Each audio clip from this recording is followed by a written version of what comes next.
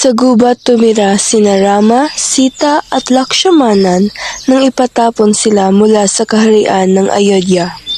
Minsan, isang babae ang dumalaw sa kanila. Hindi nila alam, nagpapanggap lamang ang babae. Siya ay si Surpanaka, ang kapatid ni Ravana na hari ng mga higante at demonyo. Gusto kita maging asawa. Hindi maaari, may asawa na ako. Narinig ni Sita ang dalawa, kaya lumabas siya. Niyakap ni Rama si Sita sa harap ni Surpanaka. Nagselos ng husto si Surpanaka. Sa galit ay bigla siyang naging higante. Nilundag niya si Sita para patayin.